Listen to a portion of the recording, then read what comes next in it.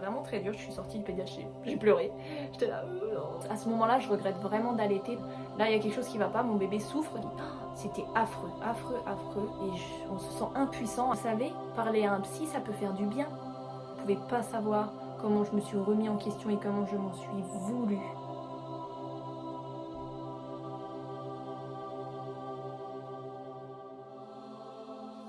Bonjour à tous, j'espère que vous allez bien, bienvenue dans ma toute première vidéo. Ça fait un moment que je veux sortir cette vidéo et parler de ce sujet parce que ça me tient vraiment à cœur. Comme vous avez pu le voir dans le titre, on va parler des allergies bébés et notamment de l'APLV qui est l'allergie aux protéines de lait de vache. J'ai décidé d'en parler aujourd'hui parce que je trouve qu'on n'en parle pas assez. Là actuellement j'ai un bébé qui vient d'avoir 10 mois et on a découvert ses allergies il y a quelques mois. Mais avant ça c'était une catastrophe. J'avais vraiment personne pour me renseigner, personne pour m'aider. Et je pense qu'il y a plusieurs parents dans mon cas et c'est pour ça qu'aujourd'hui j'aimerais vous raconter mon histoire, comment ça s'est passé et vous apporter un maximum d'aide. J'aimerais juste préciser que je ne suis pas médecin, je ne suis pas pédiatre, je ne suis encore moins allergologue. J'apporte juste ce que moi j'ai vécu, comment je l'ai vécu et du coup ce que j'ai appris face à tout ça et je veux juste partager voilà, mon histoire et aider un maximum de personnes. Je vous demande pardon s'il y a des erreurs dans ce que je dis, il y a l'espace commentaire justement pour ça. Si vous voulez apporter des choses à mes propos, il n'y a aucun souci, c'est avec plaisir et toujours avec bienveillance s'il vous plaît. Voilà. Avant toute chose, on va quand même rappeler ce qu'est une allergie. En fait, c'est une petite défaillance du système immunitaire qui va réagir excessivement face à une substance étrangère qu'on appelle allergène en fait, qui à la base est inoffensif, mais le système immunitaire va le voir comme une menace et va surréagir et ça va créer du coup des réactions allergiques. Ça peut être de l'eczéma, comme des reflux, comme du sang dans les selles, conjonctivite, ça peut être vraiment plein de choses différentes, ça dépend vraiment des personnes, des bébés. J'aimerais vous rassurer avant qu'on en parle, la plupart des allergies bébés disparaissent avant l'âge de 5 ans. Parce que souvent, c'est le système immunitaire qui est encore immature et qui a besoin de se renforcer et de comprendre en fait que tous ces aliments ne sont pas une menace. Et voilà. Je suis maman d'un petit garçon de 10 mois qui est né fin septembre. J'ai décidé d'allaiter mon bébé. Donc tout se passait bien au début. Et vers ces 3 mois, ces 2-3 mois même, où en fait il était très inconfortable quand il buvait. Il y avait les reflux qui ne s'arrêtaient pas, qui s'intensifiaient. Il vomissait même en jet. Il dormait très très mal, vraiment très très mal. Il ne fait pas la sieste, il dormait dans mes bras en position debout. La nuit c'était très compliqué, au début il dormait bien dans son petit lit, ensuite j'ai dû le mettre dans le lit avec moi parce que c'était impossible en fait, je me levais tout le temps, je ne comprenais pas.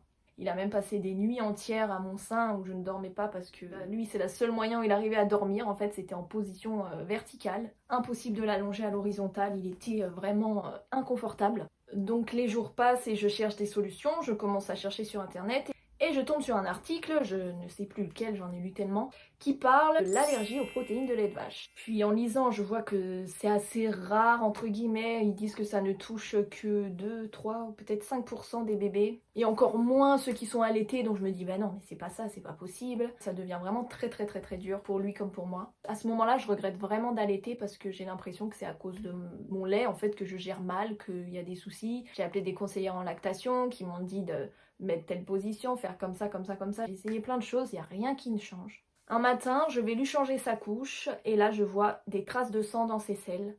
Là, ça m'a vraiment alertée. Je suis allée voir un pédiatre, parce qu'il faut savoir que je vis dans le sud et c'est le désert médical. Je n'ai pas de pédiatre attitré ici. Donc, j'ai trouvé un pédiatre qui est à 45 minutes de chez moi. Je vais le voir. Et il me parle de l'allergie aux protéines de lait de vache. Donc, il m'explique un peu le truc. C'est exactement ce que j'avais lu sur internet. Et il a été clair, il m'a dit écoutez, il faut faire une éviction, au minimum 21 jours, vous arrêtez tout produit laitier. Ça a été vraiment très dur, je suis sortie de pédiatre, j'ai pleuré. J'étais là, non, Et encore, je ne savais pas tout.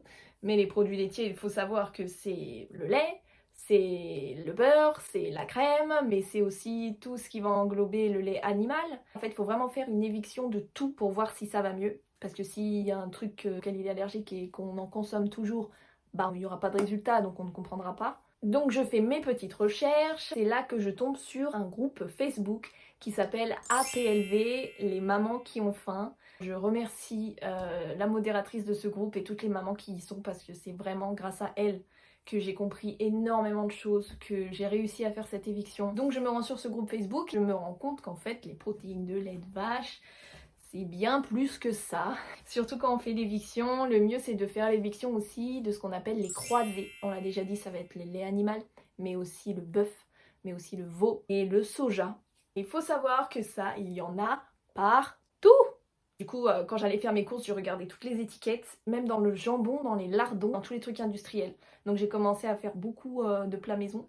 Ça va être des appellations différentes en fait qu'on va pas forcément tilter, mais ça va s'appeler lactate de potassium, lactosérum. Donc voilà, c'est plein de petites appellations comme ça qu'on ne connaît pas finalement. Si vous lisez juste l'arrière d'un paquet de jambon, vous allez voir qu'il y a plein de trucs que vous savez même pas ce que c'est. Mais au final, dans certaines choses, c'est des protéines de lait en fait. Ça va être aussi tout ce qui est gâteau, brioche, choses comme ça. C'est niette. J'arrive à faire mon éviction, je la fais, mais j'ai toujours mon bébé qui ne va pas bien, qui vomit, qui a mal au ventre. Il n'y a rien qui faisait, il avait de l'eczéma partout. J'ai dépensé des 1000 et des cents dans des crèmes, dans des gels douche, dans des shampoings. Donc moi les symptômes de mon bébé c'était vraiment eczéma, reflux, vomissement et maux de ventre. C'est arrivé en dernier les maux de ventre vraiment. Ça pouvait être 5 minutes ou 1 heure après la tétée. Des maux de ventre mais on entendait son ventre qui faisait vraiment... C'était affreux, affreux, affreux. Et je me sens impuissant à part le rassurer, lui faire des câlins, je ne savais pas quoi faire. J'avais vraiment l'impression que c'était ma faute. Parce que tous les médecins me disaient mais ça va passer, ça va passer. L'estomac de votre bébé qui est immature, le clapet qui est immature. Vous savez le clapet c'est ce qui sépare l'estomac du reste en fait. Et du coup qui est immature, du coup la nourriture se balade dans le corps. Enfin voilà, on me disait tout plein de choses. Et il y a un jour où vraiment ça allait pas, et il se réveille, les plaques d'eczéma à n'en plus finir, il se gratte. La nuit, il dormait entre moi et mon mari. On lui tenait les mains en fait, pour pas qu'il puisse s'arracher les joues. J'essayais de le frotter avec des cotons, des langes, pour le soulager un maximum. Mais c'était affreux pour lui, il ne dormait pas de la nuit. Il se grattait à sang en fait, il suintait des joues, je vous mets une photo, c'était vraiment affreux. Et puis il continuait après la tétée, il vomit. Donc j'ai dit c'est bon, ça suffit. Le pédiatre que j'avais vu, il n'y avait pas de rendez-vous avant je ne sais pas combien de temps. Donc je cherche sur Doctolib un pédiatre disponible le plus rapidement. Je trouve à Marseille, c'est à 2 heures, un peu plus de 2 heures de chez moi. Donc je prends le rendez-vous, j'appelle avant d'y aller bien sûr. C'est une pédiatre allergologue. Donc c'est sa secrétaire qui me répond, je lui explique la situation et je lui demande si elle peut réaliser en fait un test. Moi je voulais juste qu'on m'apporte des solutions. Donc au téléphone, on me dit oui, c'est une allergologue, elle peut vous prescrire des prises de sang, blablabla et tout. Ok, super. Le lendemain, on prend la route, on arrive, 2 heures d'attente. On a rendez-vous à 15 h, on n'est pris qu'à 17 h. À la limite, c'est pas grave. C'est vraiment pas le plus grave. La dame nous prend, donc on s'installe, je lui explique la situation. Donc elle regarde mon petit, on l'installe.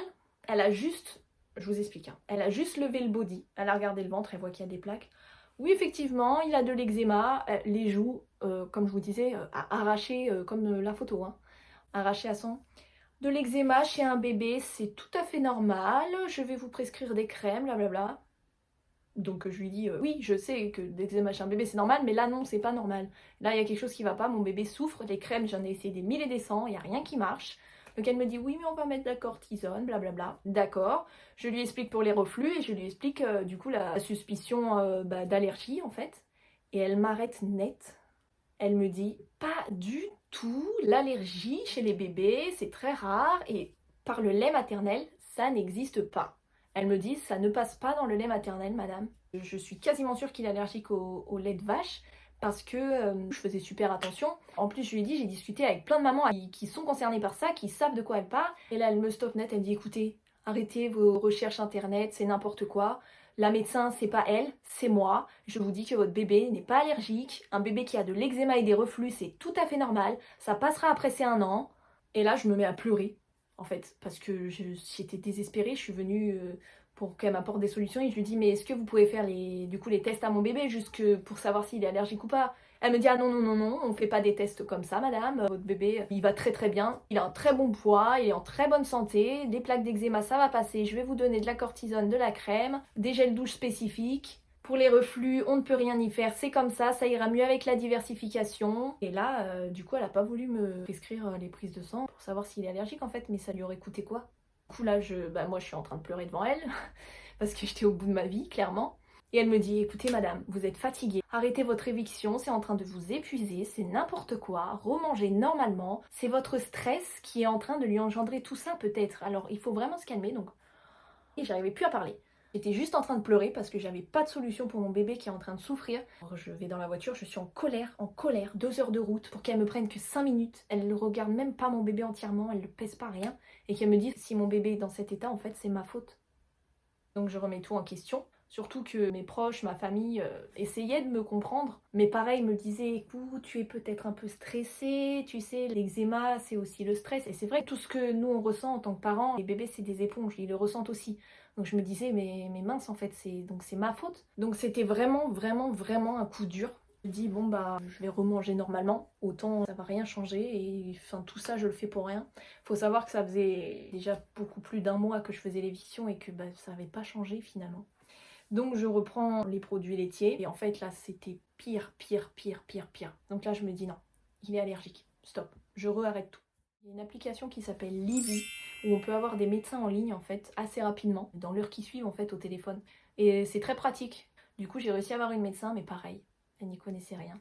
Elle était plus gentille dans ses propos que celle de Marseille en m'expliquant que bon bah il faut faire attention à votre stress, le bébé ressent tout. L'allergie aux protéines de la vache, quand je lui expliquais, elle me disait ah bah oui, il y a peut-être une allergie, il faut faire attention. Et je lui disais oui, mais j'ai fait l'éviction, mais ça va quand même pas. Ah bah il y a peut-être pas d'allergie, peut-être vous pouvez reconsommer, c'est peut-être autre chose. Enfin bref, la dame elle y connaissait rien quoi. Elle était gentille, hein, mais c'est tout. Ensuite, désespérée comme je suis, j'ai une amie à moi qui me recommande l'homéopathie. Donc je vais voir une homéopathe, je parle avec elle, alors et là le pompon, je lui explique et tout, elle me regarde comme ça. Elle me dit madame, vous êtes fatiguée. Vous savez, parler à un psy, ça peut faire du bien. Ah, j'en pouvais plus d'entendre cette phrase, j'avais juste envie qu'on m'apporte des solutions, des solutions. Donc, j'ai encore perdu 60 balles à aller voir un homéopathe pour rien, parce qu'en plus, elle me dit « Les gélules sont faites à base de lactose ». Super, mais elle me dit « Oui, mais si votre bébé n'est pas allergique, là, je dis « Non, je ne tenterai pas. Moi, je sais que le mien est allergique, intolérant aux deux. Après, ça dépend, hein. Mais donc voilà, je n'ai même pas tenté, j'ai dit « Bon, laissez tomber, merci ». Et je discute avec une maman sur la page Facebook. Elle me dit il faut chercher d'autres choses parce que votre bébé il est allergique aux protéines de lait de vache, vous en avez la certitude grâce à l'éviction. Mais il y a autre chose. Les bébés peuvent être allergiques à tout et n'importe quoi en fait. Et cette dame m'a dit il faut tenir un journal alimentaire, mais vraiment très précis. Et vous voyez en fait quand ça va pas, qu'est-ce que vous avez mangé. Donc c'est ce que j'ai fait. C'est là que j'ai commencé à comprendre que mon bébé était également allergique aux œufs et aux fruits à coque. J'ai arrêté tout ce qui contenait des œufs, des fruits à coque, en plus des protéines de lait de vache. Donc comment vous dire que c'est compliqué. C'est ça qu'il faut faire énormément de choses maison finalement parce que tout ce qui est industriel, ça contient soit l'un, soit l'autre, soit l'autre. Donc voilà, j'ai perdu énormément de poids, j'ai fait mon éviction et j'ai un bébé qui commençait enfin, merci, à aller mieux. Donc ensuite j'ai mon rendez-vous avec le pédiatre qui m'avait dit en tout premier de faire l'éviction. J'y vais, je lui explique tout ça, il me dit ah oui effectivement, il y a une allergie, on va faire les prises de sang et les tests. Merci. Vous pouvez pas savoir comment ça fait chaud au cœur d'avoir quelqu'un qui vous écoute et qui vous comprend en fait. Même si au final ça ressent négatif ces prises de sang, mais merci juste de m'avoir écouté, c'est tout. Mais bon, c'est ressorti positif, hein, bien positif même. C'est pour ça qu'aujourd'hui je fais cette vidéo parce que trop de médecins ne sont pas assez renseignés sur les allergies bébés. Ça existe. Que vous allaitiez ou que vous soyez au lait artificiel, ça existe. Donc il faut savoir que tout passe dans le lait maternel, absolument tout. La moindre trace passe dans le lait maternel. Après encore une fois, c'est mon bébé qui est comme ça. Autant le vôtre ne va pas autant réagir face aux traces ou quelque chose comme ça. Donc une fois qu'on a eu tous ces résultats et que tout se confirmait, mes doutes se confirmaient, j'ai continué l'éviction totale du coup de produits laitiers, d'œufs, de fruits à coque. Et ensuite, grâce aux pages Facebook que je suis, j'ai redécouvert les aliments, on va dire. Et également, j'avais peur d'avoir une carence en calcium. Ça peut paraître bête, mais pour moi, calcium, c'est le lait. Et, pas du tout. En fait, du calcium, il y en a partout. Il y en a dans les fruits, dans les légumes.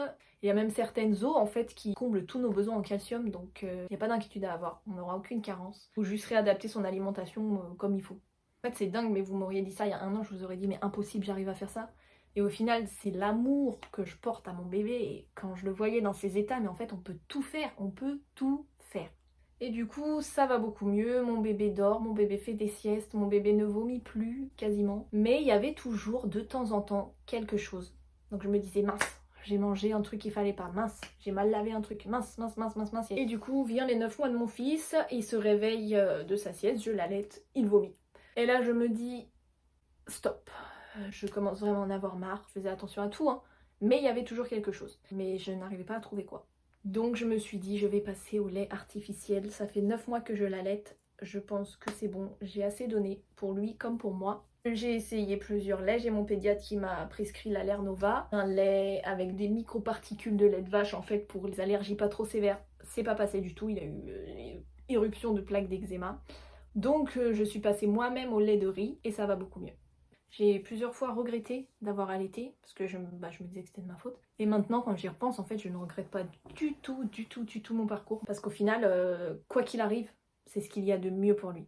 Les allergies bébés, souvent ça reste pas. C'est le système immunitaire qui est encore fragile, qui va se faire.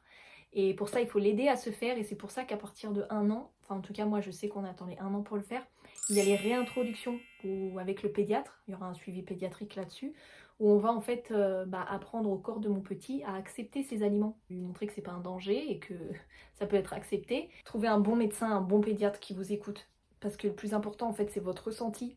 Après je ne remets pas du tout en cause les études de médecine, tout ça, hein, mais je pense qu'il y a plein de choses encore qu'il faut apprendre. On n'est que des humains. Hein. Donc voilà, j'espère que cette vidéo pourra vous aider, vous, chers parents, ou même si vous êtes tonton, tata, ou que vous connaissez des enfants, des bébés qui sont dans cette situation, que vous pourrez apporter votre aide en fait, parce que au final, quand on le sait, c'est si simple de mettre des choses en place, qu'on allait ou non, mais on n'en parle pas assez, et du coup, il y a des bébés qui souffrent pour rien.